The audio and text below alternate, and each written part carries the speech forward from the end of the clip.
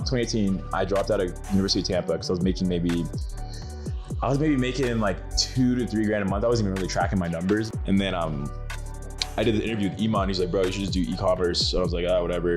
I scaled a brand to 100K in 45 days during COVID. Like Leo Margarita, they're prepared. They have an actual brand, an actual good product. They can make 7 figures. Like me making $1 million net on TikTok. Like if I can't make $1 million net, why am I gonna focus on it?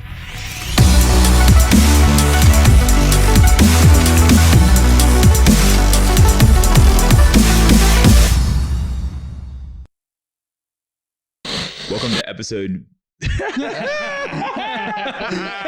Anyways, oh my God, bro, this is gonna be so fun. Welcome to episode 56 of New Money Pod. Yeah, Close New enough. Money Talk podcast. Close enough.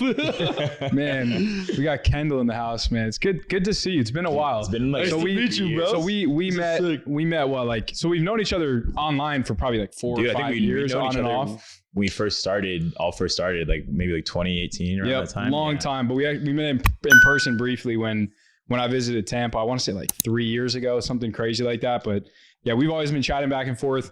Big e-commerce guy. For sure. Kind of, you've dipped your toes in a lot of different ventures, and I think you're still figuring out, but also have found a lot of things that worked and that stick for you. So for sure, definitely want to crack open into that conversation. But I just wanted to start with e-commerce in general, like, because a lot of people watching, they either have brands or they want to get into brand building. Right. And you know, everybody has that moment or that person or that video that they watched that got them into e-commerce. Yeah. What influenced your decision as e-commerce is like this business that I want to try? Yeah, no, I think for me, I started my e-commerce journey in 2016. So first of all, shout out Tai Lopez. Tai Lopez, this was when he was blowing up on YouTube ads. I don't know if you guys remember. In the garage. Yeah. In my garage. That ad was wow, that ad was insane. I was so broke in high school that I couldn't afford to buy a $1,000 course. I actually worked at Chick-fil-A as my first job. So what I went and did is, like, there was these things on Facebook groups, like a group buy. So I literally, like, 30 people pitched in, Venmo'd someone $30 and bought Tai Lopez's course. Oh shit. And that and iFunny, just because iFunny was like before Instagram, and I was like having meme pages on iFunny and Twitter, like before IG was like, as Instagram was still developing as a platform. What's iFunny? So iFunny was the channel, like basically iFunny was like kind of like what Instagram theme pages are now on Instagram. But like Instagram an app. It was an app for memes and content. Yeah. Oh, nice. Yeah, I think of like a Tumblr-esque. So this was like big in. So how did that tie into e-commerce? So I was kind of like, I didn't get into e-commerce initially. I got into like social media marketing and digital marketing. And I think e-commerce is just like a vehicle in the aspect of marketing. Like, you can't do e-commerce and be a bad marketer. Makes sense. You know?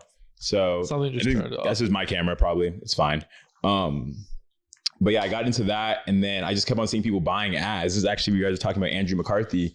Shout out Andrew. Yeah, all those guys. Andrew, WorldStar. They were buying WorldStar. Yeah, Andrew, Noah Tucker, all of them. Yeah, so they were maybe like a couple years older than me. So I was just being a co on Twitter before Twitter absolutely destroyed all their meme page. I mean, their theme page. So you were buying like retweets and stuff like that? No, so before that I was a co. So like I would basically like, people would get, like, if someone owned a page, they would have a code to like help manage the page, and like you get a percentage of it. I see. So I was able to like have my own mini network where I would just like get my own free posts on pages, my own free traffic. But obviously I was like spending time doing that just because I didn't have much money nor really knowledge. So many people made money in 2015 through like 2019 in e-commerce. If like you had like a chance or like knew what you were doing, like there was huge opportunities. Yeah. So that was my intro. And then I honestly didn't really have success in e-commerce until like maybe 2018-ish, like successes in like making good money. Yeah. Just because it's like a journey. And also back then compared to now, there was nowhere as much information. I saw you guys did a podcast with Dan, I think, De Silva. Yeah. So Dan was when I actually met him. And hung out with him a couple weeks ago. And he was him and Adrian Morrison and Ari Sherson, right? The only people that like I like learned from, I would say, at that time. Other than that, I just tested my own strategies and just like tried to make stuff work. Yeah, that's funny. Fuck you, Dan, by the way. If you're watching this, Dan knows why. Fuck you. I love Dan. He knows why. He'll text you. Yeah, motherfucker. Anyways, so it was like a 1.5, 2 year timeline from where you got kind of introduced to social media marketing and started like really making it in e-commerce. No, I would say it's longer, honestly. Yeah? Just because like I was 16, so I played lacrosse in high school growing up. So I don't know. I just think it's also like maturing. I was a teenager, so it's like obviously girls and partying and drinking alcohol or drugs or whatever. Like just going through that hero's journey. Like I kind of went down a bad path, and that was like I think my sophomore, junior year of high school, and that's kind of like what led me to like really becoming the young person I am today in terms of like making that mindset shift to like have good habits, important to yourself daily, you know, especially in high school. Like people aren't thinking about reading self-development books in high school, right? So like for me, it took like a tragic moment of just being a dumb high schooler, getting drunk on a beach and getting in trouble with law enforcement. Nothing crazy, it's on my record, but obviously that was very disappointing to my family. And that moment from there, I was like, all right, I need to get my life together. So after that, I actually stopped going to lunch just because my high school was a block schedule. So I stopped going to lunch with all my friends. I ended up becoming the president of my business club, and I would just spend hours. One free gem is get YouTube Premium. If you like to listen to music, just get YouTube Premium because you're going to start pouring in, like instead of listening to music all the time, you can listen to videos about your mindset, about dating, spirituality, history, business. Listen to things while you're working or driving that are going to add value to your life to become smarter without just like learning things. Because some people are like audio learners, visual learners, or like kinesthetics, so like learning by doing. Mm-hmm. But like most people don't really listen to that much audio, and it's like you can be half listening and still remember and still learn some stuff. And you said YouTube Premium? Yeah, YouTube Premium. So you don't have to have the app like open like on YouTube on your phone. That's like the biggest thing, and no ads. It's like $10. I think that ads is a big one because for the not having to keep your screen open, you can like just do it on like the Safari browser. Yeah, there's like a trick to be able to. Is there really? That. Yeah. No, usually because you close that shit, it fucking turns off. Like, if you go on Safari and you click on like desktop mode, like there's 3 little dots at the top right. You click on those, go to like it's like YouTube desktop, and then you open whatever video you want, and then you can close your phone and play it just like it would on like Spotify. That's funny. Yeah. I'm curious though. So you learned about this world in high school? I'm sorry? Like you learned about this whole world in high school? Yeah. I mean, I was on Instagram, and also like I don't know. I mean, my dad was in tech. Did you have any friends or anything that like said, hey, this is a real thing? No, not really. I mean, I feel like so many people care what other people think. Like I've always like live unapologetically, and also it was a big like development for me. Cause like when I got back from getting in trouble on spring break, like bro, everyone was roasting me. Like if you knew me from growing up, like I'm the guy, like I'm like a life of the party. I'm very energy, but like I'm also like very goofy and do a lot of dumb stuff. Right. So me doing that like caused like I think it's like, I call it like ego death almost in a way, where just like you're just transforming or evolving yourself, like going through like self-actualization, trying to improve. So like I was just going through the journey I think all entrepreneurs go through, like trying to change your mindset, right? So I was investing in myself in courses and listening to Gary Vee. Actually, I met him for my first social media marketing client. Because I was my first client when I was, I think, maybe 16 or 17. Damn. In the music industry. So I met Gary Vee, and Gary Vee talks about, this is when he was really blowing up. Back in like 2016 through 2019, he was going crazy. He's still going crazy now, but nowhere as crazy as back then. Document, don't create. So I started my personal brand when I was like 16 years old. Right? Oh shoot! My Twitter account, my Instagram account. I started when I was young, and I was like just posting stories. It'd be me in class reading a book, and like I would DM people. That's how I met freaking Sam Jacobs. Yeah. Like I saw other people that Ragab. A lot of people when I was in a Telegram group with like a bunch of kids, like maybe like 10 people, and like at least 6 of those guys now at least doing 7 figures a year, including myself in e-commerce sales, right? Yeah. But it was like we were all joining, like for example, the brand mentality my buddy Jason owns. I remember I helped make like a logo in like 2016 for mentality. Like if I go back to my camera roll, but we were all just like passing, it's just friendships. It's important to surround yourself with good people and just like share information and just give value without like expecting everything to be, giving something back. If you don't have value to provide yourself, like if you don't have your own valuable business, then you're going to be scared to share your insights. You're like, oh my gosh, like I have to get something back from people. For sure. For sure. Yeah. And you've been in this for a while. Like when did you feel like first time of like success? You're like, damn, I figured something out. I'd say 2020, I scaled. So in 2018, I dropped out of University of Tampa because I was maybe making like $2 to $3 grand a month. I wasn't even really tracking my numbers, but I was selling a free plus shipping dad hat for actually not free plus shipping of $5 plus shipping. And this actually goes to show, this is a free gem. I'm like, okay, how do you be better in e-commerce, right? Whether it's drop shipping or brands. And I actually I have a whole framework I developed called like the acquisition engine, which is like basically looking at the engine of any business. How do you go and acquire customers consistently? That's what powers the business in the day, being able to attract new customers. But I just made a different offer. I saw someone running free plus shipping back in the day on Facebook when you can get like $3 to $6 CPAs. Free plus shipping would scale. That's what I used to do. Back in the day. Now it's like, no. But I was like, oh, he's scaling it. Let me change, like he's selling it for like $12. Let me change it. I'll do $5 plus shipping, right? So my offer, he's free plus shipping, but I'm like $5 plus shipping. It's just like the same offer. And I was just running IG story ads at the time, just because when Instagram stories came out, I think like they came out like 2018. I think like their CPMs dropped like insanely on Facebook. You were able to scale super aggressively on Meta back in the day on that. So I was maybe making $3-4K a month, and I was just like in accounting class one day. And I'm like, I was honestly pretty hungover. And I was like managing my Facebook ads, like setting my ads up. I was about to spend like $700 that day. And I'm like, I would maybe net like 100, 150 on the $700. Like I wasn't making that much money. Like but I was like, why are they going over billboards, like billboard advertising right now? I'm running Facebook and Snapchat ads. So I just like quit lacrosse team, left, ran a business, marketing company. We scaled it to like 60K a month in like 15 months. It was called Digitalism. So I scaled that. What did that do? So that was basically like, we were just working with like, really it was just like branding and content for companies, really. It's like any type of company pretty much. Yeah, well, it's just like we came, like, I just think that story itself is just, I learned so many things about that, especially like working with people and like power in business and like manipulation and like just psychology in life. That business was like destined to fail from the get-go. Oh yeah. But it was like, like 6 guys moving to a house together to do something. Like it was like something just, I don't know, like some internet kid stuff, to be honest. Makes sense. But we scaled it, right? I didn't really make that much money from it, but I learned a lot and it humbled me. And honestly, it was one of the best things that could happen because that prepared me for COVID.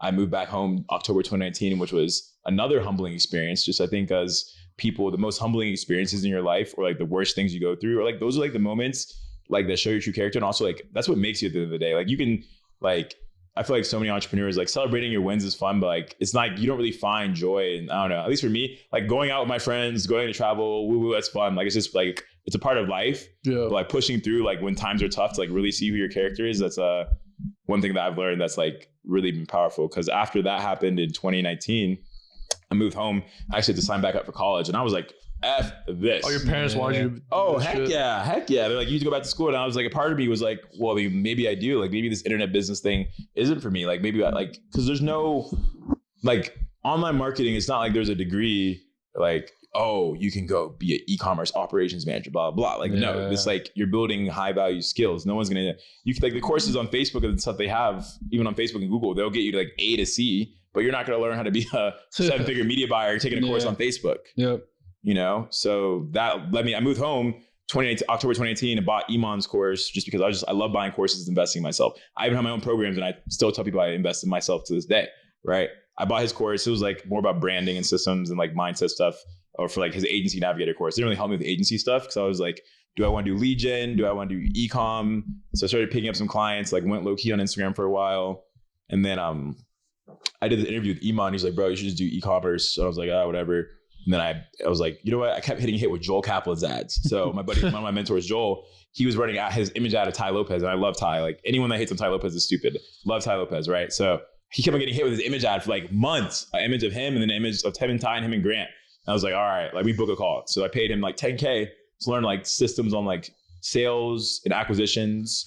And Joel just has like building market, like this is in 2020. Sorry to cut you off. You just spent 10 bands on this program, right? Yeah, that's crazy, man. Like, why would you do that? Like what made you think, damn, this is gonna like make sense for me? It was honestly the most money I've ever spent at the time. Was 20, maxed out all my credit cards for all my businesses. Then yeah. But it was during COVID, man. It was just like, I scaled a brand to 100K in 45 days during COVID, like in my parents' house. Yeah, just chilling on the couch. Yeah. So I was like, bro, what? This is crazy. This is crazy. Like the opportunity was insane. And I think opportunities are still there. It's just like not as, you know, obviously as you level up in business, you understand like consumer sentiment and, you know, how the market is. So whenever we get out of this quote unquote recession or depression, whenever the world just goes back, or at least America goes back to people spending more on credit, that's when your ROAS is going to go up, right? So the next opportunity, like the investors, the smart people, the smart money, the smart people are. What's up, New Money Talks fam? If you operate any type of business dealing with sending and receiving payments internationally, chances are you've probably experienced slow transaction speeds, high fees, and poor user experience with a multitude of different payment solutions. And we experienced these same challenges before we started using Payoneer. Payoneer is a secure and global payment platform that helps save up to 70% on international bank transfers and get paid faster, whether you're sending money to virtual assistants, employees, or doing B2B transactions. With Payoneer, you can not only send and receive payments globally, but also effortlessly manage payments and transactions with the help of their 24/7 support team by your side. Payoneer has facilitated secure international payments since 2005 and supports over 190 countries with over 70 plus accepted currencies. So you can definitely trust them as your payment platform. So go ahead and click the link below this video and try Payoneer for your next international payment to see how it goes for yourself. Now let's get back to the podcast. Preparing now, so when the right opportunity is there, because all opportunities is like if you have the right opportunity and you take action, like you guys have probably scaled tons of brands, but if you didn't know how to run those ads at the time, you know. You wouldn't be successful. Well, that's crazy. So you spent 10 racks on this guy's program. Yeah. And what did it do for you? It taught me well, I think it's crazy, right? But also like I think people have such like an ego, before we even get into that, have such an ego on like the course and information industry. Like there's like, even look at the education industry as a whole, like an unbiased view. Okay. So first you have like, obviously you have like private schools and then public schools, right? So I've been to both and my public school system was amazing. However, not all the public school systems were like mine. Like I was able to study dropshipping and do work-based learning in my junior and senior year of high school. So I was literally able to, for 2 years, they let you dropship in high school? In high school. Wow. Because I got to choose my own subject, right? My high school I went to, Gwinnett County is like one of the best public school systems in America. Oh, shoot. But that's not every public school is like that, right? So we even look at college. College is not designed to help you find your purpose. I'm a firm believer your purpose and your career need to be intertwined as a human being. And your career doesn't necessarily have to be with your purpose. But if you like marketing, if you like sales, if you like tech, whatever you like is like, you should just have a passion about that, regardless of your career. It's like your craft. What do you guys think about that? I don't know. Yeah, no, you need it to be integrated, because no matter what, if you make a lot of money in something that you don't enjoy, then you lack that fulfillment. But if you do something very fulfilling, but you can't really monetize it, you got to find that middle balance of something. Yeah, if I just call bullshit on all this stuff, you can't be a broke artist, man. Well, if I say bullshit, like the whole passion thing is kind of like, I'm kind of iffy with the whole passion thing. Like I feel like a lot of people just try to just make fucking money. Yeah, but it's like not that simple though. In what sense? Simple. What do you mean though? That's not that simple. Okay, like make a lot of money. Like okay, like that's cool. Like I'll give you an example. So all these like course selling guys, right? Do they have a passion for course selling? Some people generally do have a passion for teaching. Dude, Tai Lopez, yes. Oh my dude. Like you guys, some people like I'll use Tai as an example, right? This man was talking about social, like think about how like his mind is or someone's mind is. Like you truly don't know something.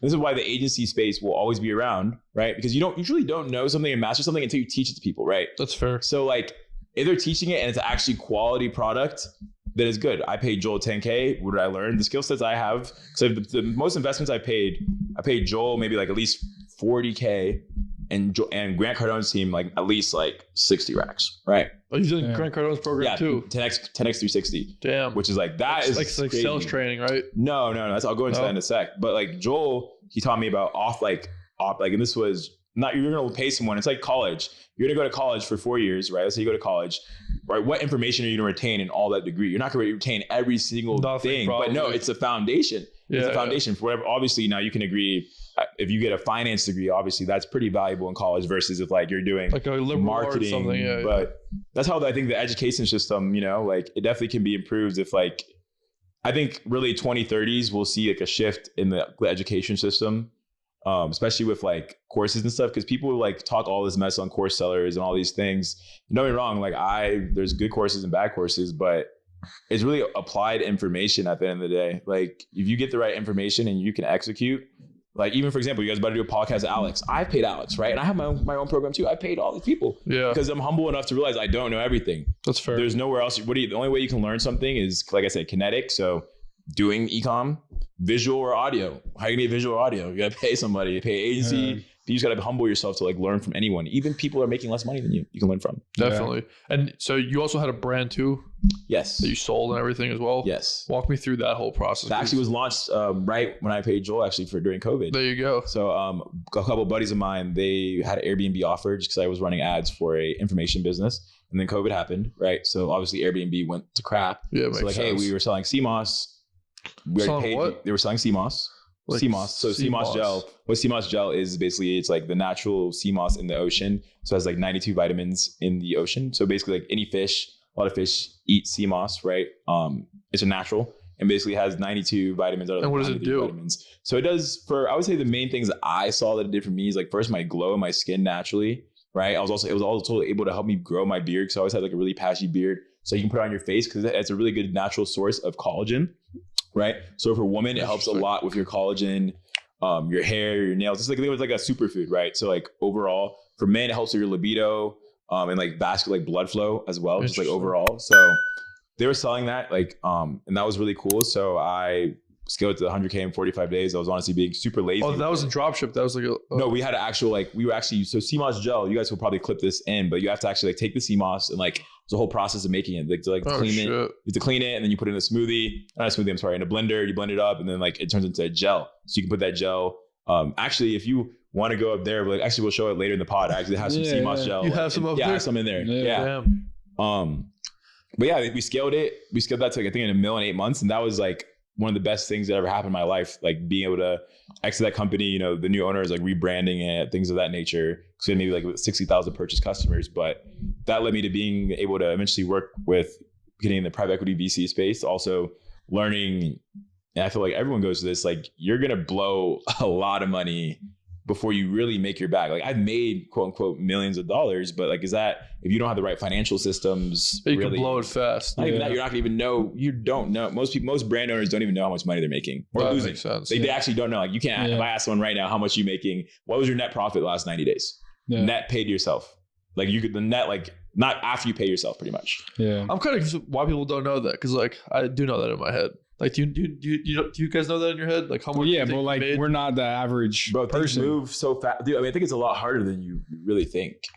Like, don't people like keep accounting and like systems and stuff like that? Yeah, just because you have an accountant doesn't mean you're gonna know that. No, for sure. But even like as simple as like COGS minus fucking revenue type of shit. Even that's not everything though. No, of course not.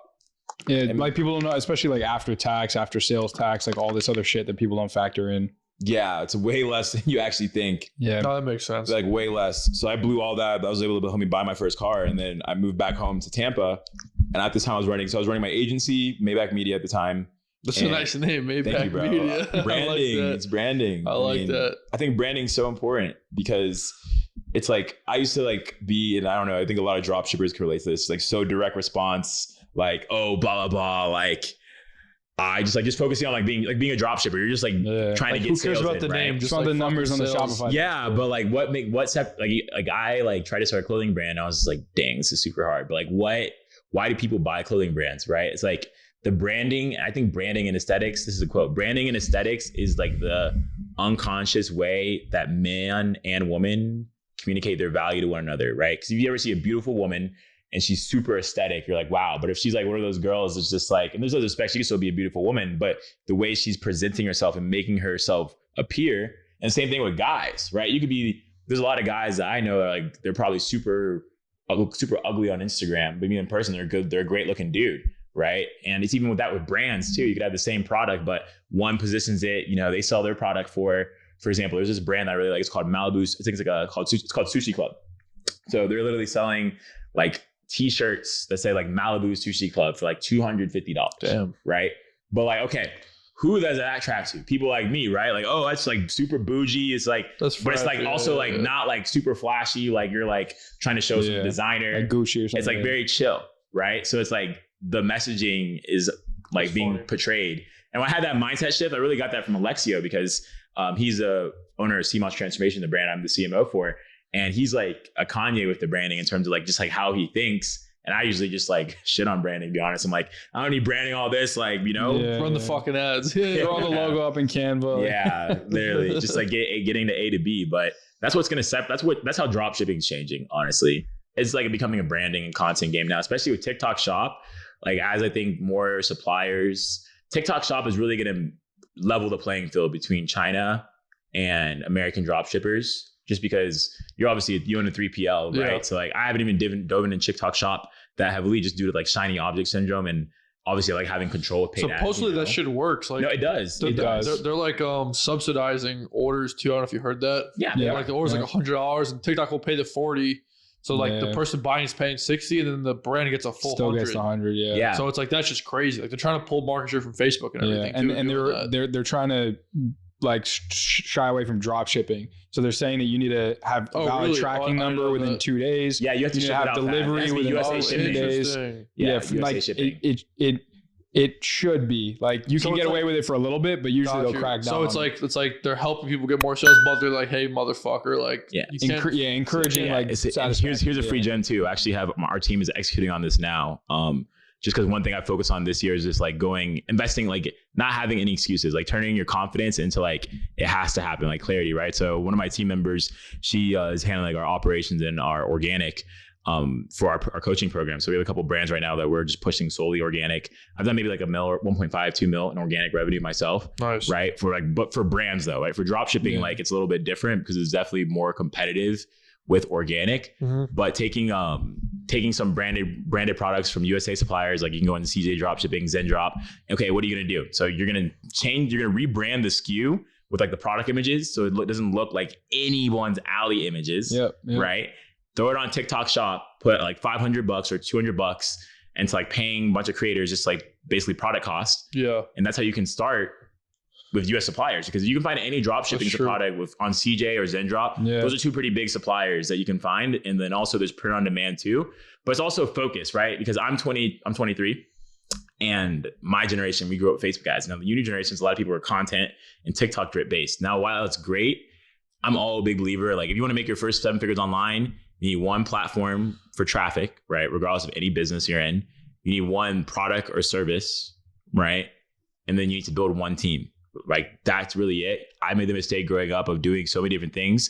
And that's why it took me, if we look like I made my first 7 figures in 2020, but I had my first 7-figure company, maybe like 2022. 7-figure company is in now the infrastructure of the company I'm running. Like at this point, once I hire one more person, like I will be like an owner. Like I won't even be, it will run. You're not if you don't go for a month, it's chilling. And I pay myself a salary, I have my financials. Like we have a team of like 150, right? But like, that's the reason why like focus, that's why it's key. Cause I was running this company in 2021. I was running 4 companies, running automation company, running basically ScaleBold, which is my agency with my business partner, Robert. And then I was also running, I had a sales agency, solar agency, excuse me. I invested in my first private equity deal. So I invested $10K for that business, for 25% of that business was doing maybe like $20K a month. Took the systems. This is why it's so important to invest in mentors. Took the systems that I learned from paying $10K for my mentor, met someone in that group, the mastermind group. I met my 2 business partners from that group, Robert, who's my business partner now, as well as Gabe. And his agency was doing $20K a month, came in, put all the systems I learned from scaling ScaleBold, and I was able to scale it from $20K a month to $250,000 a month in 6 months in top line. And that business was way more profitable because it was lead generation. And now my partner Gabe, he actually has equity in a 9-figure solar company. Like he just took the opportunity and I'm super happy for him. It's one of my close friends. Yeah. But it goes to show you the power of leverage when you know a skill set. You know something, you can invest your skill set, to for blow sure. it up. That all takes time. Like I'm sure when you were in high school, like it's hard to make those moves in a sense. But, heck, I mean, I don't know, man. But you never know. You never know. Yeah. But now it's different. Like, it's like 5 years later, you're like, oh, fuck, now I know what levers to pull, who to talk to, what to start with, what to do, stuff like that. It's like, I feel like it's like you have to go through all the shit to kind of get out and kind of figure it out at a point. Because if you don't do the shit, it's like, in a sense, it's kind of luck, right? Yeah. But like, it's obviously not luck. It took you, like you said, 4 years, 5 years to like really make real money. Yeah. It's kind of crazy. Yeah. I mean, luck is definitely there. Luck or God. No, luck's for everybody. Yeah. But it's like, bro, my first brand, my first mill. I mean, I think my business partners at the time, they had like the money. It was their business. Like the first profit was coming in their business account because it was like their idea. They're already doing it. So like our first like 150K in profit, like their business was going out of business at the time too, because they had like Airbnb arbitrage. So they had maybe 20 Airbnbs that they're paying rent on. Like they weren't collecting on revenues. So like we lost 150K in net because we just didn't change the process or bank account. And I wasn't paying attention. But it's like, that's like people shit on college. That's something you went to college, you knew your financials, you would know how important finance is. So many e-commerce people sleep on financials. That's like that and systems and team building has been my biggest focus as I've matured. Because once you learn how to run Facebook ads, make creatives, like those skill sets are fundamental, but those are just like customer acquisition skill sets. That's not how you just build a business. You have a great front end, but no back end, no operations, you won't grow a company. Yeah. yeah, you're fucked. A lot of guys have been fucked doing that. You always talk about that, where guys just get a whole bunch of clients, customers, whatever, and then it doesn't last for more than like a month or two because the back end just shot. Yeah, most people don't know how to sustain scale in a business. Yeah, that's one of the things that I respect. To learn when I paid Grant and Brandon Dawson to learn from them, because with their 10x 360, the main mindset shift, and this is like, you can some lessons are so expensive and hurt so much that it takes this is like a $60,000 lesson, right? Because I don't think we have recordings of the 3-day workshop. But what I learned is like, hey, New Money Talks fam, if your company serves D2C e-commerce brands, then you need to be using Charm.io. Charm is a premier e-commerce intelligent platform that tracks and indexes millions of e-commerce brands so that you can build the perfect pipeline of qualified clients. Charm's Prospector allows you to filter e-commerce brands with over 100 different metrics like store platform, growth, tech stack, and more. For example, SaaS companies find brands on Charm that are using complementary tech, while agencies might use Charm to find brands that have low ad counts or stale ad creatives. Not only can you save your prospecting filter so that new brands that meet your criteria get revealed to you, you can also effortlessly connect Charm to your existing CRM. If you navigate to any brand report, you can get a deep dive into that company's performance. Their growth score measures how fast a brand is growing. Their success score measures their overall lifetime success as a brand. And their sophistication score will share things like how advanced their tech stack is and integrations. You can also navigate to the similar section to see brands that might also be a good fit for your company. These in-depth metrics help sales teams prioritize outreach to key targets and reach out to prospects with personalized messaging that fits their needs. Want to see what this could look like for your company? After only 6 days of using Charm, the advertising agency Hey Social achieved the following. They sent 2,958 emails, 5 times higher than their average within that same set time frame. They had an email open rate of 75%. They added 34 prospects with an average value of $88,000, and they booked 14 discovery calls with a close rate of 14%. So go ahead and request a free trial of Charm today using the link in our description and get up to 100 free brand reports. Now let's get back to the podcast. They have like a pillar of how they view their businesses and like breaking down like the 4 pillars. It's like sales and marketing, and then like flow, which is basically like getting new leads, closing leads, obviously operational efficiency, and then like operational efficiency, which goes into like expanding into planning how you're going to grow your company with your team, et cetera. And then like team culture and building and development, PPS, which is called like personal, professional, financial goals, doing that with your team members. So you can make sure, like, how's Grant a billionaire? Because he has a vehicle to make hundreds of millionaires, like make because they put their money back into the fund, right? No, I wouldn't even say. I'm just not even outside of that, just like taking an unbiased opinion on it. So many people are biased, like the business model is important, but even before looking at it, he has a way for other people to make money with him. That's true. On his team.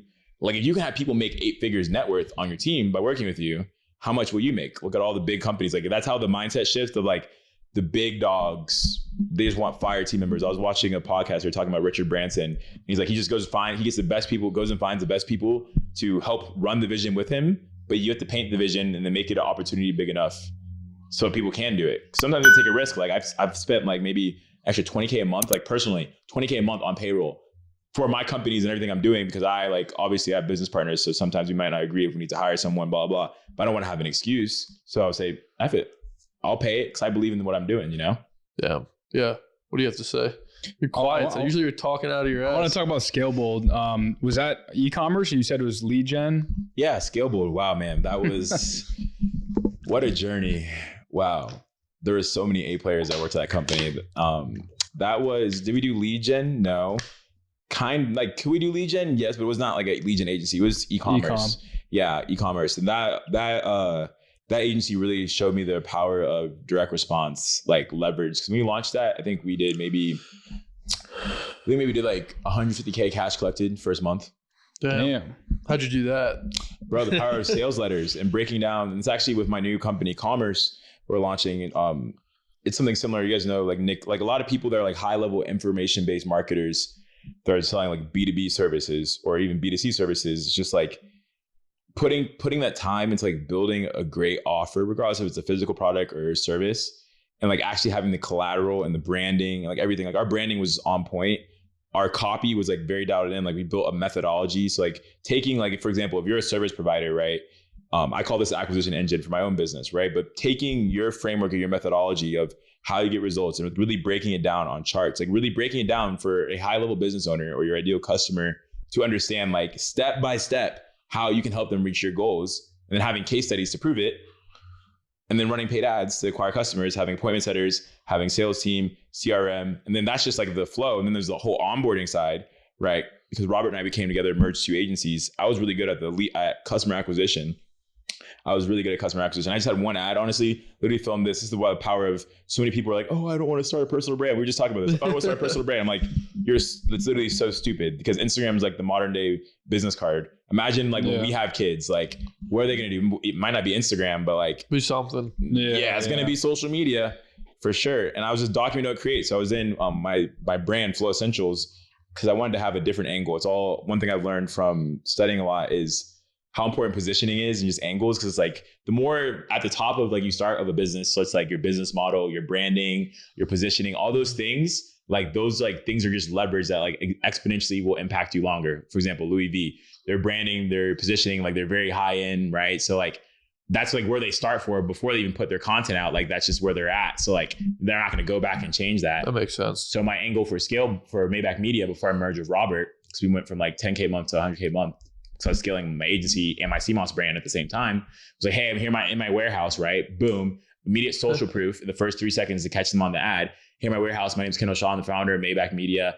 And not only do I have my own agency and the blah, blah, but I also have my own brand that's doing this numbers here. If you're interested in learning, blah, blah, then it's just to a VSL page, right? And then in VSL, you just give them actual value, then book a call. And then it's just a conversation at that point. Like people view sales like whoever can walk away first can win, right? So when I was coming from the positioning, and that's in dating, that's in life, this is really in anything. Like I was coming from the positioning, like I already have my own brand. So my sales team, they'll get on the call, we'll show 100K in 45 days. This is for us. And we have other clients too. So like, it kind of just negates like you trying to win someone over. Like, like if you don't want to be here, it's all good, man. Like, so other people, so many people like approach sales, and it's a good and bad thing. So many people approach sales in such a tactical way, where it's like, oh, you got to break them down, you got to face objections, you have to do this, you have to do that.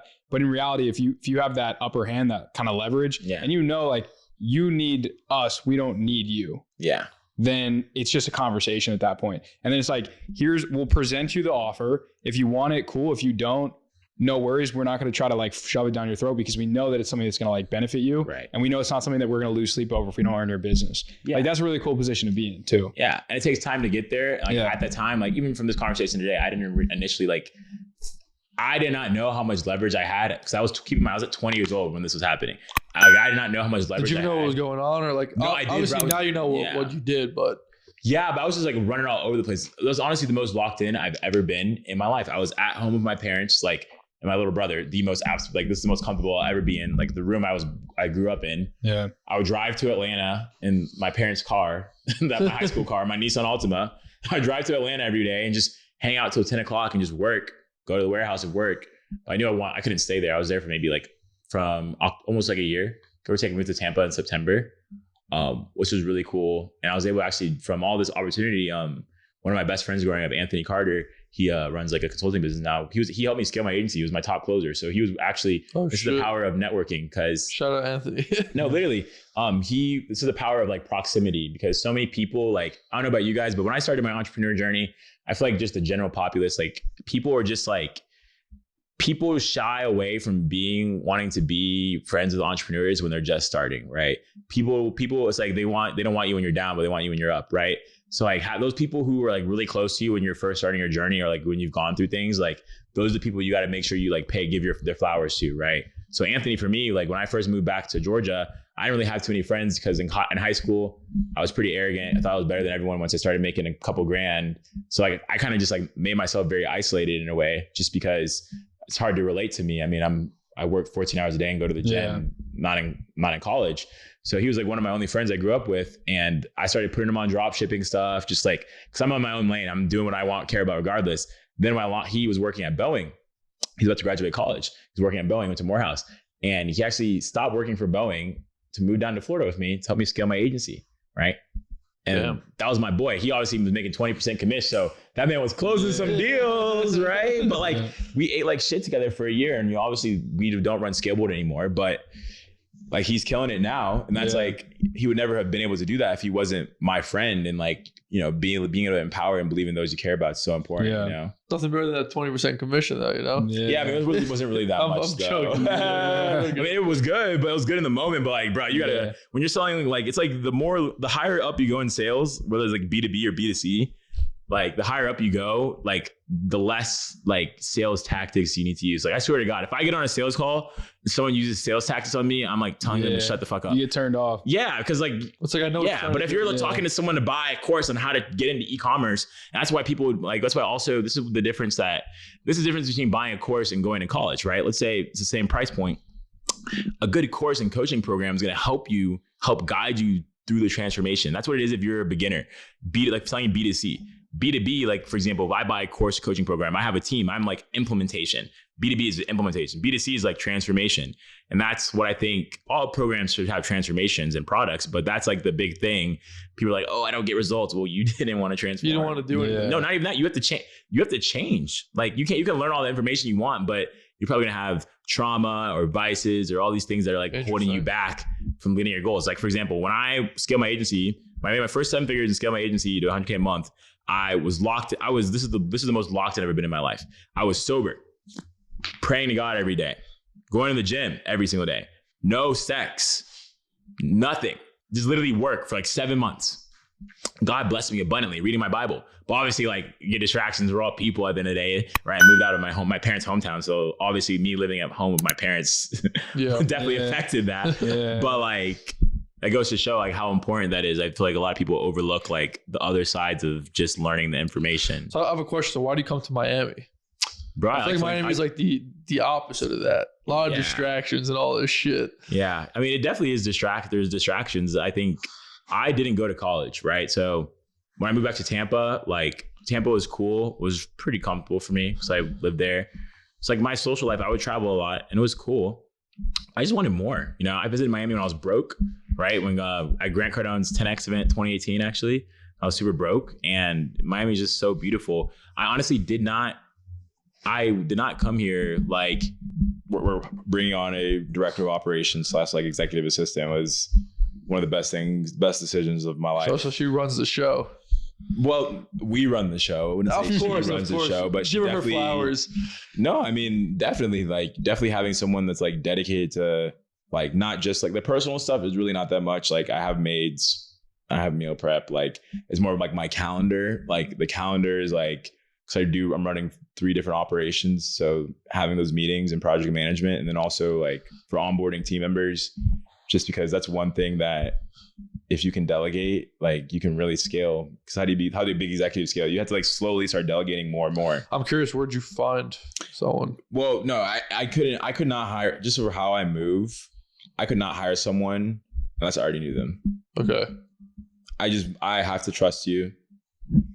Like I just move so fast. I'm not gonna like, if you don't understand who I am as a person, to like be able to sit down and just like learn shit or like me tell you to do stuff without having to like tell you to do. Like you have to be a high level person that wants more for yourself and wants to learn and okay with failing. Just because like, you know, that's what I think the right environment is for any one business. It's kind of crazy because like I've had the opposite experience. So I've hired a lot of friends, like way too many friends, or like people that like people who I know men? And stuff like that. Huh? Is it men or women?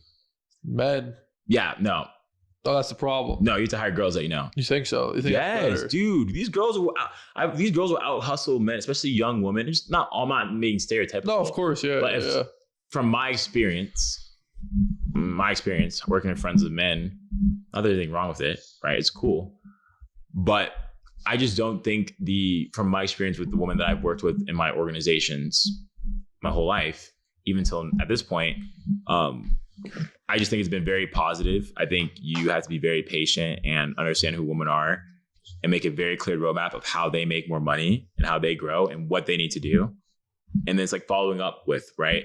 I feel like with women are much better communicators. What's up, New Money Talks fam? As most of you may know, how you handle your supply chain and your inventory management as an e-commerce brand or a 3PL can make or break your business. Inventory management can be extremely tedious and daunting, and that's why there's tons of different solutions to help simplify this process. However, none of them come close to what Info Plus has to offer. Info Plus is an all-in-one warehouse management tool that helps you streamline your warehouse operations and automate processes to save time, reduce errors, and elevate your inventory management. InfoPlus can help you increase order accuracy to over 99% and help boost on-time shipping rates to over 99% with centralized workflows, real-time inventory tracking, order prioritization, and automated shipping processes. And their awesome customer support team is there to help you configure everything in a way that is specifically tailored for your business's unique operational needs. InfoPlus also has hundreds of shopping cart integrations, exclusive carrier connections, and effortlessly syncs data with other platforms using their open API. InfoPlus is trusted by some of the world's leading e-commerce brands such as Walmart, Amazon, and eBay. So click the link below and check out InfoPlus today to level up your warehouse management operations. Now let's get back to the podcast. Yeah, they are. Yeah. Right. So like they'll tell you if they're pissed. Exactly. You know? Right. Yeah. So now granted, there are men needed for certain things, of course. Right. But I think to leverage your network, like the network effect is so strong. If you know people are interested in digital marketing, like women can be guided very easily. All people can be guided very easily. But like if you're someone, for example, Aurelia, right? We met just through mutual friends. And a year ago, actually, she was like, oh, I'm interested in UGC, blah, blah, blah. So my brand was the first brand to give her UGC. And I told her that shit sucked, right? But like, and I pointed her in the right direction. She joined my buddy, Jimmy Farley. He lives down here now. She joined We were here 10 minutes ago. Yeah. She joined Jimmy's Discord a year ago, right? I bought Jimmy's Discord to learn. This is what I was saying earlier. Are you buddies with Jimmy? Yeah, well, I haven't met him in person, but he lives literally 4 minutes away. Yeah, he just moved here. I haven't met him in person. That's funny. But I bought his Discord because I wanted to. I think we did I did 10K a day organic, just on TikTok organic. So I was like, yo, like just from like street interviews, something's working. I want to learn how to scale. And then I sent her really the Discord link, and then she was able to make like 5 figures a month off her UGC business. Nice. But that was just from me. I'm not going to claim responsibility for that, but I feel like a lot of people have skills that they just don't give freely. Like if you love people, or like not love people, but like if you love what you do and you have a skill for it, like you should just give as much freely, because like you're just gonna like you are what you attract in the day. You're just gonna get that back, you know. 100%. Yeah, it's like the law of reciprocity. Oh, West Boston over here. Like hey, that one, right? I just took that out of my. That's 48 laws of power. I'm gonna take a piss. Yeah. Women are also like a little bit more submissive too. So if you tell them to do something, they're more likely to do it. Whereas a man will give you a little bit more resistance. Yes and no. Yeah. Yes and no. It depends, right? Like I think men positions, I think it's all about rapport too, right? Like if someone's your homie and you have that relationship and respect for them, you're gonna do something. But I don't know. I just think it all. This guy really got up. I think it all depends on like just like where like I don't know. Like there's no right or wrong answer. I just think like if I was gonna hire for my network, I really only look for like women for my network that I know. They're like actually like looking for a serious opportunity. Yeah. Just because I feel like some men are so money motivated. Not that women aren't money motivated, but they're more of like, I feel like women in careers are more purpose driven. And obviously it's a little bit different when you're like more fulfillment. Like they would rather be with a group of people that like are all killing it and it's fine and I'm not speaking for everyone, but are making like 60K a year fulfilled versus making 75, 80K a year, but you're working twice as hard and you're stressed and like all these other big things. Ego. Yeah. Like my girlfriend and her company, there's a bunch of like just awesome. It's a team of all women and all girls, like young women, and they all are very hardworking. They get shit done. They get really good results, but it's no one who's really trying to boss anyone around, step on toes. Like it seems like a very good work environment. Whereas like with guys, it's always like, how do I level up faster? How can I like look down on someone? Who do I need to train? All that stuff. Yeah. I feel like it's also just opportunity size too, right? You know, because with men, we're just so much like more subconsciously power driven. Like it's not something we're going to really consciously think or even talk on, you know. That's why the book 48 Laws of Power for me. I'm a big history guy. Like AP US history, I got a 5 on exam. Fucking like beast. Those are the only, history was the only subject in school that I actually like enjoyed. Yeah. Like and that's how it is. But I think with the right organization and like camaraderie, that's also like what I think with my companies I've had now that I'm glad to be able to do. Like so much more of a company is more than just like the culture, the team building, also just understanding like people's personality types, who they are, and like how to speak to them in the right way. And that's one thing this year, especially after having 2 girlfriends this year and also like hiring a lot of team. You know, I think my team's teams almost over 150 people between all the organizations, if not 200 people between all the organizations that like I'm an executive at. Wow. So like dealing with men and women and like even me making mistakes emotionally, for sure, right? On my relationships, personal side. And that can grow a lot business wise. Like all these people are like monk mode, like I don't talk to girls, blah, blah, but like you can learn so much by like building interpersonal relationships and messing up, you know? So out of like these 200 people, what does everyone do all day? Like where's the focus really? Is it like salespeople, marketing people? It's like all over. I mean, it's all over. It's all over. Once you build any company, like the foundation of building any company is the same at the end of the day, right? You're gonna need to have sales. So if it's a service, sales team, you need to have appointment setters, you need to have flow, which is basically getting traffic, getting leads, right? So any business needs that. Then you conversion, where it's like making this actual sale. So collecting it, contract, onboarding, and if it's e-commerce, just a checkout page.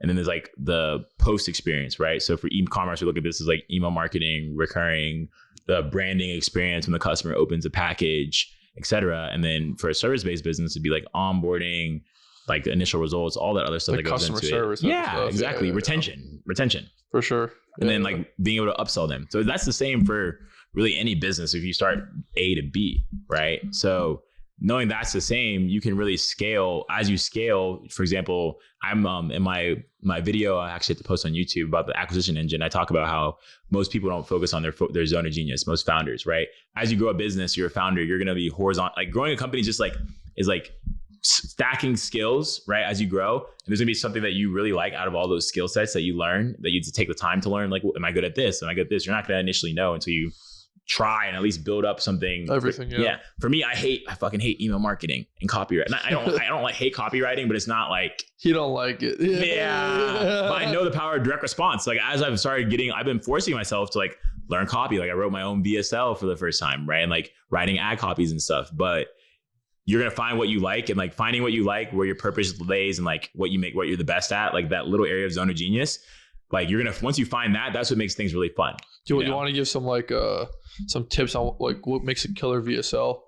I think what makes a killer VSL, I think if I was a service-based business or even e-commerce, because there's some brands that run e-commerce VSLs, I know the very first part is like the hook.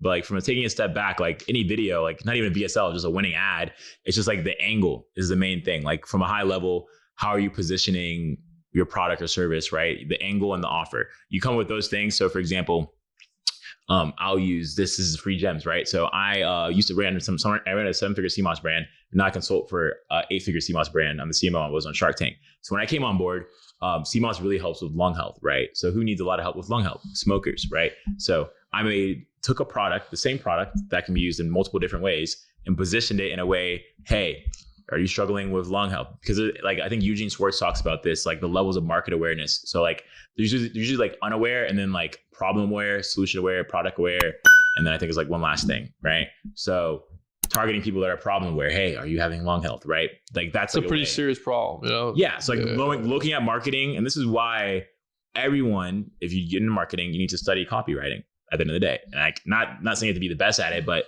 even understanding like how am I going to scale a brand from 8 figures to 9 figures a year, right? They're already doing 8 figures a year when they came on with me, right? Well, making specific ads based on the awareness of the market, right? That's how you scale with the actual creative. Like if someone doesn't even know that the damages, for example, vaping, they don't even know what the damages of vaping are. They're still going to do it, right?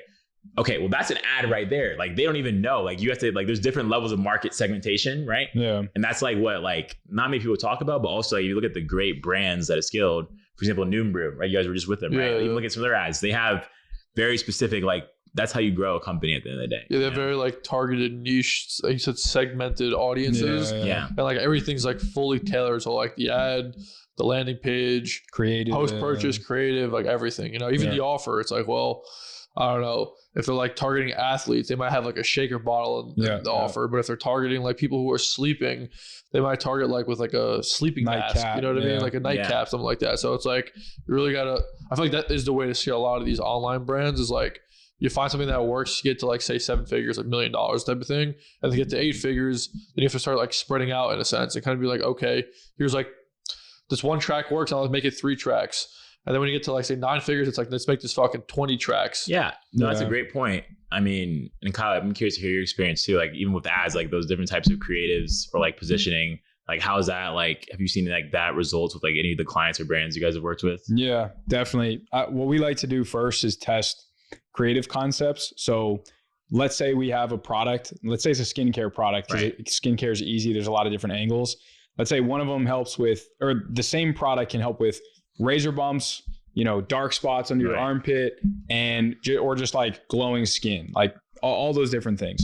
So rather than, you know, making a landing page on each of them first, we'll test creative first and see which one. So we'll say, you know, are you suffering from this? Are you looking for a solution for that? Whatever. So the creative is revolved around the angle, and we test those in batches. And then when there's a winning angle through the creative, that's when we tailor the landing page around that angle. And so now we'll get more creatives. We might even have an organic creator make a whole new TikTok account just for that one angle. Yeah. Like, because there's a million different video concepts you can create leaning on one specific angle. And now you drive that to a landing page that's singularly focused on that angle. And then your email follow-ups and your upsells and all those things are a little bit more tailored to that.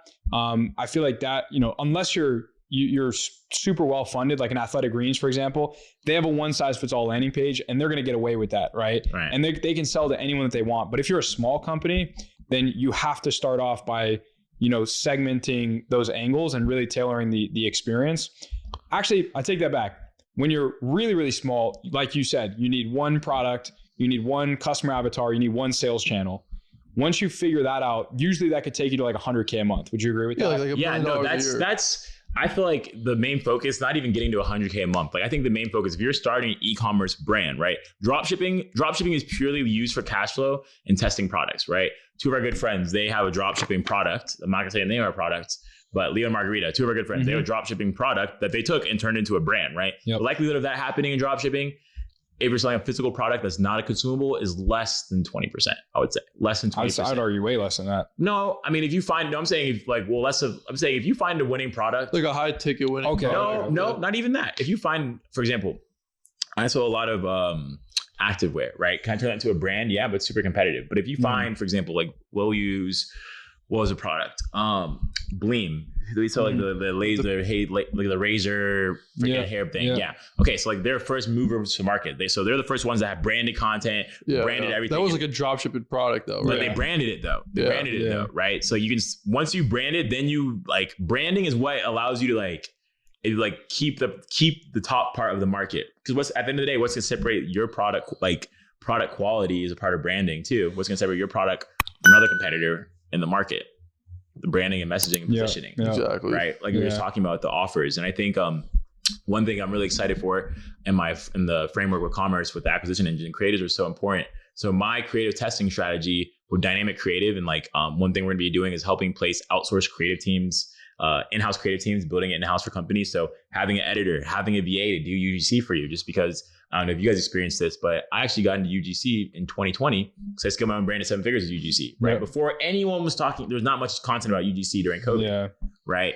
But a big problem that agencies have with UGC outside of the scripting and stuff is like the actual logistics. Like building a UGC company is like building a logistics company, not on the creator side and the brand side. But if you have that in-house, you pay $1,500, $2K a month to have a team member manage that for you as a brand, you know, then you can save a lot of costs on creators, have more control, have more dedication. But doing that with video editors, we have something we call a 3x2x2. So 3 angles. So 3 different angles, right?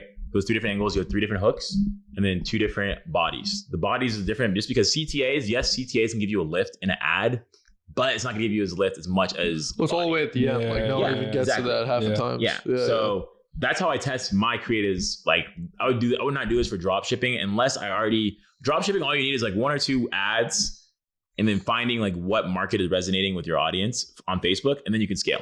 TikTok on dropshipping is 2 different. I honestly view Facebook dropshipping and TikTok dropshipping like 2 different things, which is why like the new program we're gonna release for next year on how to get into dropshipping is to be more on like a hybrid approach with like branding. Like all my stores that I've had that I've done well, I've branded right. But also like even now with TikTok Shop, such a huge opportunity, but the real money is in getting the winners from China and bringing them to TikTok Shop, or finding products on Amazon that are just popping off and bringing them to TikTok Shop, because TikTok's going to compete with Amazon. They have the attention And now they have the conversion flow with TikTok Shop. They're gonna beat fucking Facebook too, for God's sakes. No, you don't think so? No, because it's just two different audiences at the end of the day, right? TikTok will be like, don't get me wrong, I think people use TikTok, but That's fair. like as Facebook, no. Older people check Facebook religiously, right? And Facebook also owns Instagram, right? So Meta is not going anywhere, right? It's just like with short form content, I think TikTok is just like, let's be honest, they won this. Reels is amazing. You can grow on Reels, but TikTok were the first movers. Not the first movers. They won or are winning the short form game right now. Yeah. Have you heard of the new company called Flip? Have you seen that? I've heard of that, but I've not done too research. So it's pretty much like TikTok, but you just to buy shit. So like, for example, like Caraway, Caraway is like a pots and pans company. Yeah. They're on there. There's a company called Pluffle. It's like a human dog bed. It's like a big ass bed, but like for yourself, not for your dog type of shit. And they're all on there. Even Cuts Clothing, they're on there. Yeah. And they're pretty much like giving people like $75 promo codes. So like if I invite you to the platform, you get like $75 to spend on the platform. Yeah, they're just taking the TikTok shop, the content shopping. It's kind of like but the whole platform was just shopping. Just that. There's no just watching stupid videos. It's literally just shopping. And like you scroll and just products. But it's content driven. It's content driven. Yeah. So like you check out on like the platform and all this type of stuff. No, they're the owners of that company. I would love to meet the owners of that. You should check it out. It's called Flip. Like they've been pumping ads lately and like just pumping this referral thing. Cause I've gotten like 5 people in the last 2 weeks like send me the referral link. And just be like, oh, $75. The catch though is that it only counts as 95% of the purchase. So if you like have to buy something, you still have to spend like $5 or whatever on something. You know what I mean? Oh, snappy! I'm gonna. So like for example, if what a great offer to grow their business. Literally, yeah. Like they're subsidizing the products in a sense, and I'm sure like the brands at the end love it because like they keep getting, they get all the money obviously at the end, but they're gonna get a whole bunch of a huge customer base through this. Yeah. It's called Flip. I think it's like Up Flip or just Flip, something like that. But it's green. It's popping off right now. I see ads everywhere. Yeah. But like just like also this like shopping thing though, the same thing happened in China. Like China has like a lot of like live shopping type of companies. Like literally just people sit on like live, like a QVC on your phone type of thing. And, just fucking and they'll do billions, just billions like, a day. Yeah, but it's just different. It's different in America. I know it is. I don't think live shopping is going to be it's going to be huge. TikTok is disrupting the market right now. TikTok shops, right? Like TikTok shops shitting on Facebook shops product. Oh yeah, Facebook shops, Instagram shops, yeah. Right. But like what Meta's doing right now, like TikTok and Facebook are playing 2 different games, right? If you think about it, how long has Facebook been around? TikTok's growing very rapidly, right?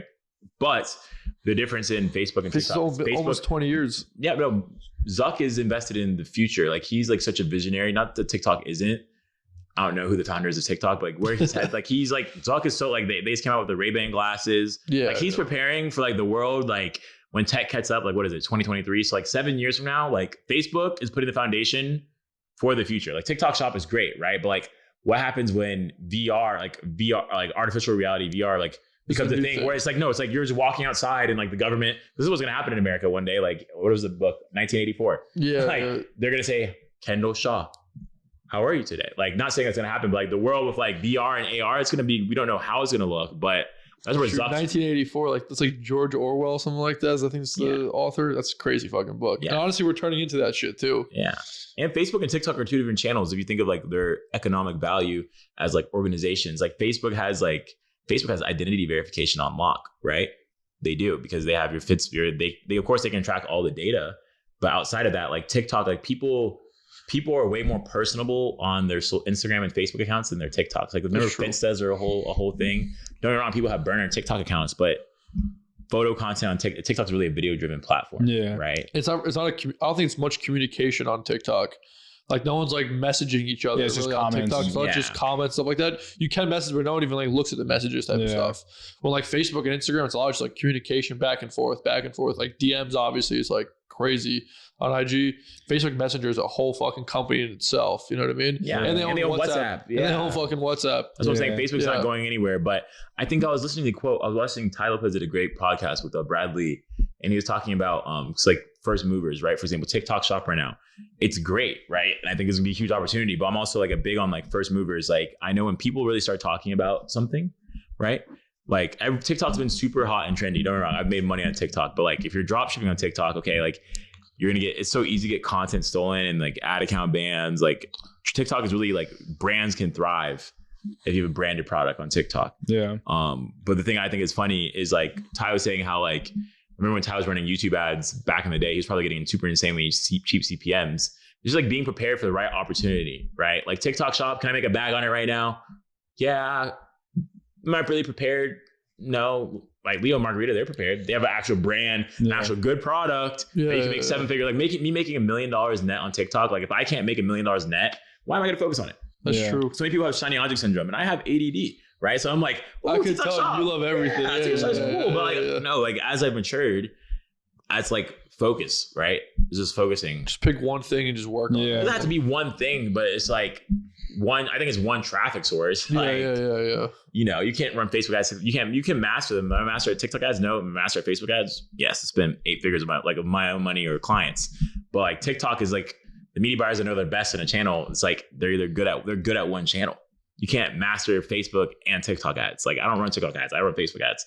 I have a team that runs TikTok for me in house, and I know how to run them. But people would prefer. It's better to specialize as you want to scale. You know. Sure.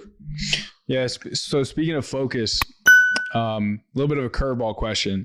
If someone was to write you a check for $100 million to only be able to focus on one business, whether it's starting a new business or just focusing on one of the ones you're currently building out, what would that business be? It would be commerce, what I'm building now, just because right now I've been blessed to like have like actual real relationships in like private equity and VC. So like me being able to sell a brand and go through that process. And also not that it was a crazy amount, just like the fact that I was able to do it just because it was really to buy my time back and also relationships, and being able to help brand owners exit, right? Or even get debt, and also like putting systems in place. So like so many people want to exit their business, right? But you don't have any system. Can the business run without you?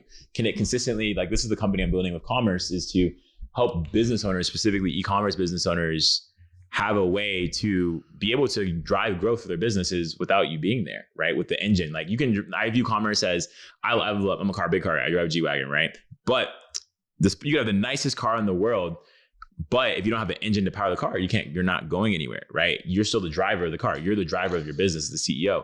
But most brand owners don't have that profit lever of being able to consistently get new customers day in and day out, and a way to grow that and expand and scale.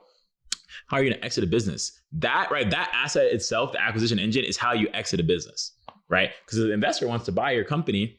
Okay, they want to usually buy the team, right? Outside of like the P&L and the EBITDA, they want the team. So if you can have a team, right? So I want to help facilitate that, just because, you know, in the e-commerce space, there's also a huge opportunity for recurring revenue and helping brands, either that's with like a VIP membership and upselling an app or building a community, right? You know, even subscriptions as well. You know, there's a huge opportunity. I think in my VSL I was writing, 2023, the subscription market's like worth $23 billion right now. It's projected to grow. Guess how much you think the subscription market's going to grow in the next 5 years for e-commerce sales in the US? 10x that? 100? 70% growth. So it's going to go to like, I don't know if this is like, I'll show the screenshot in the pod. It was like, maybe it's going to go from like, it's going to go like 2,300 billion. So like, I don't know how much it's going from 23 billion to 2,300 billion. And it's like 70% growth in the next 5 years from 2023 to 2028. Oh, like 70% year over year, or 70% year over year. Oh, in 1 year. No, 70% year over year growth. Yeah, so it's just going to fucking 10x over the next 5 years. 5 years. Next 5 years. Yeah. So it's like the e-commerce gold rush. So I want to build crazy wealth, because like I want to, like for me, I want a simple life. I just want to have a supermodel wife, kids, a bunch of cars, give back to people. I love God, right? And just have an amazing life and showing what God can do when you listen to him and, you know, go to journeys and also like, or you know how to work. But for me to do that, I have to build wealth. And the biggest way to build wealth is through liquidation events, right? So if you're a founder, you're probably your cash, let's say you make like 20% margins on your brand. That's great, but you're not going to make the real money until you exit, right? You have to actually be able to sell the company. So my wealth, I have the buyers. The buyers need me. My VCs need me because I'm an ex-founder and a current founder. So it's gonna be, someone's gonna trust me and listen to me a lot more than to an investment banker, because it's like very hard for these people to relate. That's why investment bankers need VCs, because VCs can relate to the founders, because most VCs were founders at one point. And my goal is to build this company. And if I had 100 million, I would just start buying the brands at that point. I would just start putting my own money in deals, but I don't think I'm ready to do that right now. I think I need to learn from the investors they're going to be raising. You know, you guys see the press releases in the future, but I'm learning from them. So when I'm 30, right? When I'm 30, because my investor, he's right now, It's like also important when you're building a team to like figure out who your proteges are, bro. Like I've been working with some of the same people for years and pouring into them. So like for me to him, he wants to have a family office when he's 40, right? So he's a trust and all that stuff. So like he's saying, I want you to get there when you're 30, right? So like anyone you work with is going to hit their goals quicker. They should hit their goals 10 times quicker because of you. And also like you should hit your goals quicker if it's the right vehicle. For sure. So that clip's gonna go viral when he was like, I want a hot supermodel wife and the Bible and everything. Oh, bro, 100%. But it's true though. Like, oh no, for sure. That's why I moved to Miami. Like, I wanted to experience like the bottle club lifestyle. Spend like $8,000 at a club one night. And that's the most you spent at a club one night. 8,000? Oh no, the most my friend group has spent has been 30,000. Damn. Not me. That was not me. I'm sorry, Josh, for you're right here. Sorry, Josh, my business partner, Josh. But yeah, was that night worth it? Obviously not. We were going to spend $15K. And then one of our buddies who's Dan Bluzarian's actually a photographer. He's like, oh, I'm coming with like 10 girls. This was during the Pudgy Penguins event during crypto.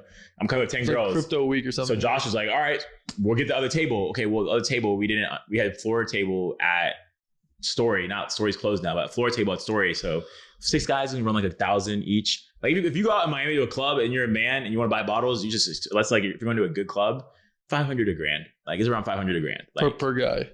Per guy, yeah. I mean, like if you're gonna buy a 3K table yourself, like I feel like it's kind of a waste of money at that point. Like if you're just with a bunch of girls, like just go hit up a promoter. Like yo, like I'll buy one bottle.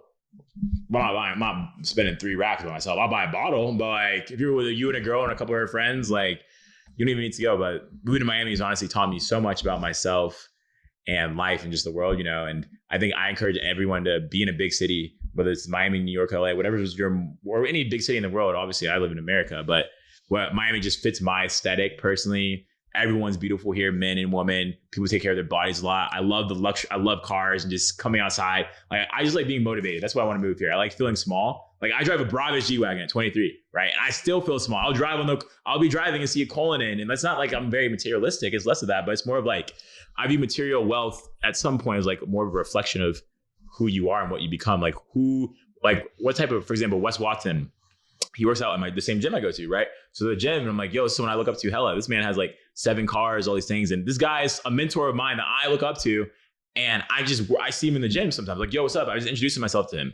So like, you're going to see so many people that are just like, cause I'm young, right? So many people are just so much more ahead of you. Like in New York, I feel like it's hard. It's really hard to get those relationships. For sure. Because in New York, everyone's just like, it's just so fast. It's just so you have to be able to network and like close deals. Like if you close deals in New York, off too. Yeah, if you close deals in New York, you'll get in the right rooms. Yeah. And LA is all about who you know.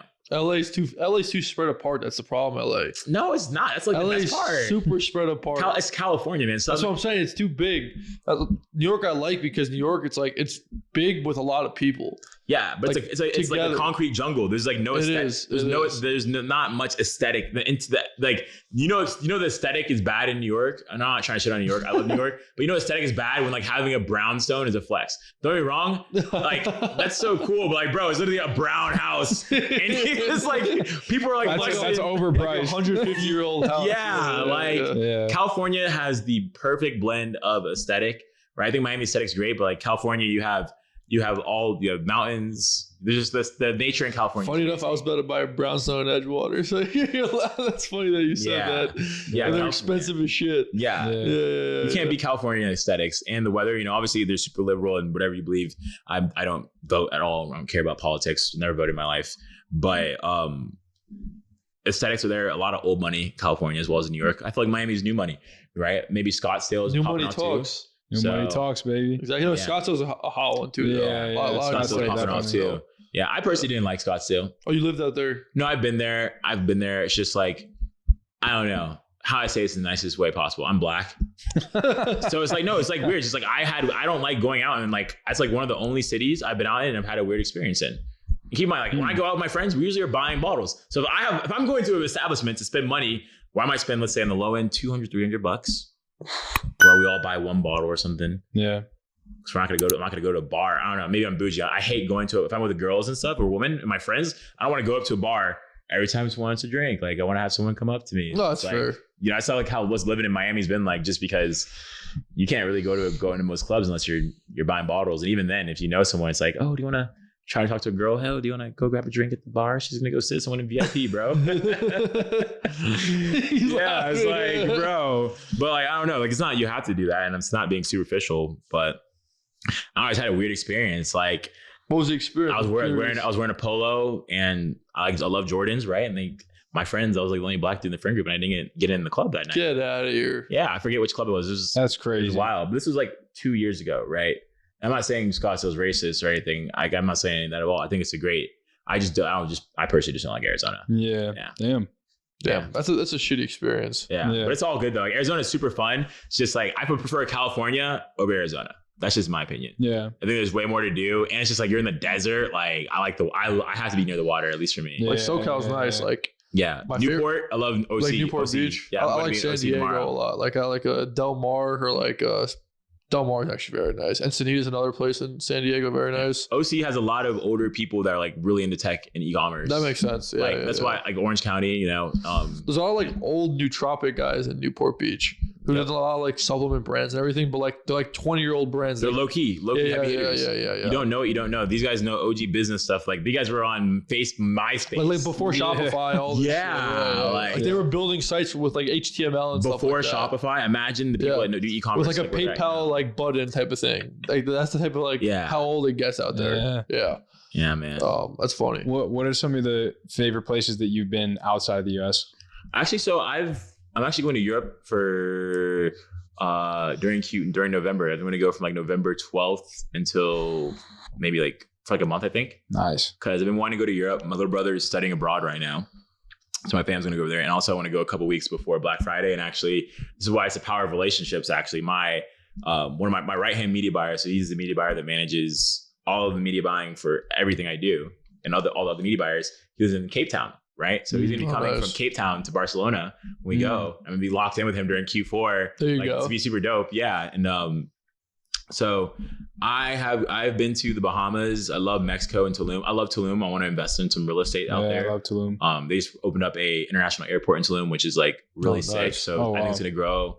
It's still going to grow and growing a lot. It's a very underdeveloped part of Mexico. And I was just in Tulum maybe like a month ago. So Tulum, Mexico is fun. Bahamas is fun. But I haven't traveled as much just because for me, I feel like traveling, like there's like traveling and working. There's like work is a part of your life, right? So like the whole digital nomad stuff, like it's cool. But like, at least in my opinion, I'll be honest, I don't really feel like you're going to be too productive. Yeah. Like compared to like me sitting at my desk in Miami and like going to the gym and all that stuff. Yeah. So this will be my first trip trying to travel to like one place for a month. I don't think I can do the whole, like I might be able to do a weekend trip in Europe, but I can't do the whole sporadic, like bounce around. I tried that and just like, I didn't get a lot done, and I'm at the stage in my life. And I think as all men and women go through this, where it's like, I don't know, at least for me, I want a family and I know who I want. So as a partner, so for me to get that, you are what you attract. So I'm just going to focus on becoming the best version of myself to attract what I want into my life outside of business opportunities, because the opportunities are already there. You don't need to attract business opportunities once you have the right vehicle. It's just execution and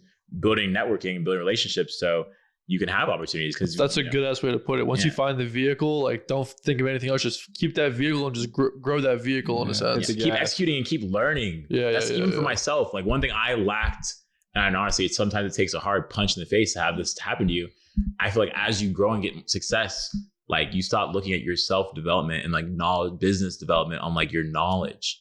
Like even for myself, I felt that this year. I was like, wow, like there's things that I'm spending the time consistently pouring into myself, like turning one habit that I am glad that I've had with YouTube Premium is I listen to at least 1-2 hours of content a day, but that's only going to get me so far, right? Mm-hmm. There's books and other things, like continually pouring into yourself in course. That's why I always invest in courses, because what are you going to do? Go to college? Like that's done. Yeah. Like that's over with. Yeah. Like, even people probably stop learning after college, right? In the corporate job world, you can only learn so much by doing, but you can learn a lot by doing. That's why people that do e-commerce and Facebook guys, people look at us like crazy, like, oh, how do you guys know so much and all this stuff? Well, not only learning from buying courses and visually and audibly learning, but we're also executing with trial and error massively. After 7 years of trial and error massively, you know what the fuck I know how to do? Yeah, right. But also you have to do it. You have to take your time and learn and fail and be okay with failure. I didn't know what to expect in this conversation, but I think it turned very good. This is sick. What else you got? You got anything else? No, what are the plans for the future? Aside from commerce. Where are you going the next, like, say, 12 to 18 months? 12 to 18 months? Yeah, I mean, right now, just finishing out our portfolio right now of our dropshipping stores. So getting those cash flowing. I think we're at like 1.2 million ARR right now. So just building that system, those systems out to where that will cash flow me, like realistically, like that'll pay me guys $30K a month, pay out all of our clients really well, like, and pay out my 2 other business partners. So I had to get it to like 150, 170 net to pay out everyone where everyone's happy. So that's my goal is to have that done probably by the end of Q1, realistically, just really go hard these next 6 months. Outside of that, I want to scale CMOS transformation, the brand, help them scale to 9 figures. Something that's been a passion of mine. I love the Nutra space. I think the branding in Nutra, you have to go a lot harder in to help them win us because people they're consuming something. So being the CMO of a company and helping them go from 8 figures to 9 figures is going to be a big accomplishment that I wanted to do before I met Alexio. And it's crazy. Me and Alexio are actually 1 day apart, and he offered me equity in CMOS transformation. And this is why having an ego in relationships is so important. Like, it's not so important not to have an ego or like understand like just how dynamics work. I said, no, fuck you. Right. I'm going to make $1 million in 8 months. He made like 4 million in 8 months. I'm on Shark Tank for the same product. Right. So it's why having an ego, I could have had equity in that company. And you guys knew each other from the beginning. No. Well, he was trying to work with my agency at the time. Oh, and I was using that like CMOS as a case study. But yeah, scaling up, finishing out the portfolio so that I can just cash flow next year, getting commerce up and running, and really I want to just really get into mergers and acquisitions pretty heavily. I want to get in tech and mergers and acquisitions just to have leverage for e-commerce. So I don't know exactly what that looks like, but other than that, I'm really going to be going hard on content. I think for my personal brand, I've been building in silence, where it's like posting an Instagram story or series and the third, but I have so much thoughts, and like out from this conversation today, like I really want to give value and help people. Just because even for us guys, there's so many people, like we're called to serve others. There's so many people outside like just making money. Like the more value you bring, all money is a representation of how much value you provide to the world. For sure. We got Hermosi. Hermosi has people lining up to buy his company. That's how acquisitions have come to make tens of billions of dollars. So I really want to do that for e-commerce. That's what commerce is for helping them with systems and tech. It's crazy that you said that, because like I feel like a lot of people after this podcast start doing more content.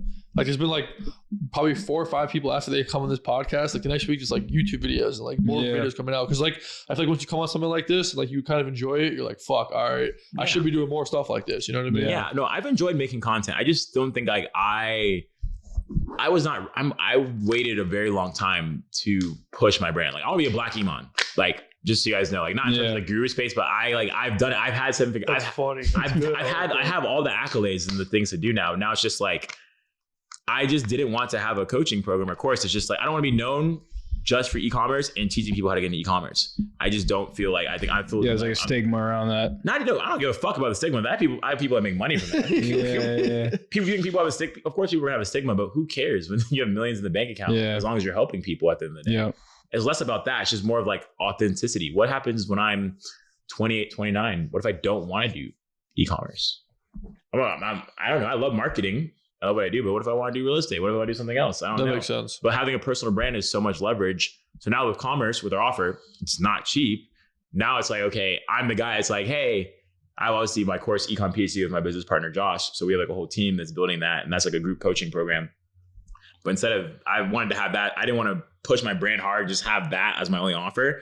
I wanted to have something I was passionate about. I get passionate about working with brand owners and helping them scale, helping them make money on the back end, whether that's us making an origination fee on getting you $1 million in credit for your business, or helping you get a debt, or helping you sell, right? Like I find more fulfillment in something higher leverage. You always have to be moving up, right? If you see the same people, and I'm not saying shots, but someone's been selling an e-com course on dropshipping for years, it has not leveled up. They only make money from their courses, not in a bad way, but it's like, it's like for example, Drake's last album was so shitty. Excuse me, I'm sorry. He has some good songs on there, but this one that just came out. Yeah, it's pretty trash. 2013 Drake.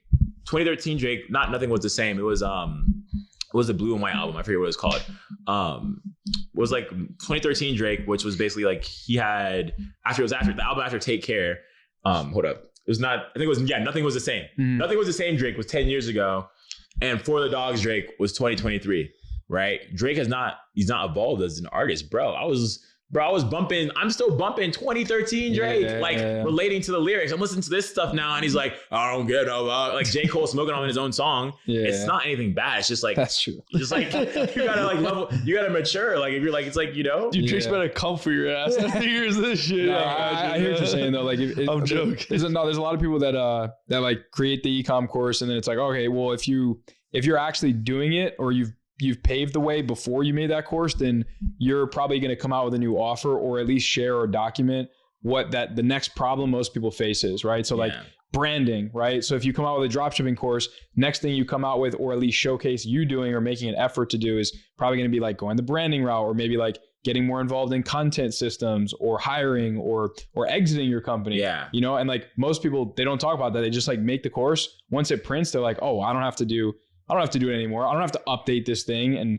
even though these people paid me, and this is something that like I should feel obligated to give them a good service through, like people don't feel that. They just kind of make it one and done. And then if it prints, it prints. Yeah, no, I feel the exact same way. And that's honestly why before I wanted to even like go hard on content, like even the fact that we're doing this podcast right now, like I've had so many systems like and team members and building back end where it's like, I'm just like trying to remove my time element from every single thing. And that causes you to move slower. But if you look at, like, for example, the big brands, right? If you run an agency, you know, big brands tend to move slower, right? They have a whole compliance department, legal department, but they turn the brand into a corporation. Like I'm moving now, like a corporate, Kendall Shaw Incorporated, right? Obviously it doesn't exist, but I want to give a lot of value because I do feel like the fundamental skills of drop shipping, like I put this in my video sales letter, like all drop shipping is learning customer acquisition, and customer acquisition is a multifaceted skill. People aren't going to teach you how to run a business by learning how to be a drop shipper, right? Those are two different things. I want to teach people how to build a e-commerce business, but for me to do that, I need to have something that's like, okay, like for example, Hermosi doesn't have his offer is acquisition.com. So what does he get out of giving all this free value to the market? He gets to buy companies for cheap. Exactly, right? Because they've already implemented what he's taught them. So for me, that's what I'm going to be doing with commerce. And of course, people want to pay us to learn how to do dropshipping coaching. Great, but honestly, I want to have so much content out where it's just like, maybe I have a SaaS product or something where it's just like not just another dropshipping e-commerce course or coaching program. Not that there's anything wrong with that. We'll always help people. And if you guys are watching this and you want coaching for dropshipping, we'll always do that. But like, there's a better model if you just listen to information. Sometimes you just got to, sometimes people, and this is even for me, sometimes you got to pay to just execute. You got to pay, I paid 10, like I just paid $15K for consulting for commerce. I got to pay for consultants so I can make this money back. Like, I don't know about you guys, but that's for me. Like when you pay attention. Yeah, literally. That's a good line right there. When you pay link in bio. That's a bar right there. Wow, this is fun, man. This has been good. Where do people want to? Do you want people to find you on Instagram? Yeah, Twitter, Instagram, fucking YouTube. Where? Yeah, no. I mean, by the time this video is posted, commerce.ai. It's just commerce with a K. My name's Kendall. Commerce.ai. That's our domain. That's a good one. Yeah. I have a free. I don't know when you're posting this, but I actually have a masterclass after you guys leave. I'm recording a free 100K a day masterclass for Black Friday, Cyber Monday. Did this for an 8-figure brand. Do this for my own brands. Just literally on the website. It's completely free. Like show the ad accounts, automated rules. Yeah. If you're a nerd or in Facebook ads, or you have a brand or you have a media buying team or even an agency, give this to them. It's like my whole SOP for Black Friday. My Instagram's Kendall KNDALL. And other than that, just like I would say really YouTube, honestly. I'm really gonna start pumping out YouTube content. Just because one of my buddies I really respect who's done that well is Jordan Welch, you know, seeing the audience you can build on YouTube. And when I give you guys your flowers, which is amazing what you're doing. Man. So definitely had a great time catching up today. Sure. You know? No, and all his links will be in the bio. Yeah, we'll link them in the description. 100%. So who's sponsoring this fucking video? I can't tell you, man. I can't tell you. Every month it's like a couple weeks out. So it's like, is this gonna fall? It's probably gonna fall in November. So like, have we solidified all those yet? I don't know. It's tough, but shout out to all the sponsors. Honestly, on this one, I might put a fucking Calendly link to book a call for like $1,000. If someone wants to hop on anyone wants to hop on a call with me and John, $1,000. I'll put a Calendly. Like, you look at him and he's like, what the fuck's this guy doing? What? Watch this. On my episode? I'm gonna put it down. I'm curious though. You want? No, put my Calendly link. First of all, we just talked about how important self-education is and how much investment is. So. Y'all gonna take my whole 1,000 beans. You're gonna take my sales pitch. All right, look. If you hop on my calendar, I'll give you a promo code to his course. No, I'm fucking. It'll be a 3-way call. I'll fuck with you. But nah, shout out to Kendall. Kendall, appreciate you. Nice meeting you too. This is sick. Yeah. Fun, man. Thank you for the hospitality. On our end, like, comment, share. Go follow Kendall. Hit him up. This has been sick. Like we're like fucking over a year deep. Episode 56. Yeah, I'm excited for you guys to see where you guys really grow. Dude, at episode 100, like we better be at like 20. You also do episode 100 on a yacht. Do something unique. Mr. Beast says the last thing I'll say. Mr. Beast says like he laughs at YouTubers who have a bad hook rate. Mm-hmm. Oh, interesting. So like maybe like on the top of like the Empire State Building or something. Burj Khalifa. Like Burj Khalifa. Oh. I said that one. Let's go. That one. Anyways, appreciate you guys. See you guys. We'll see you in the next one. See you, man.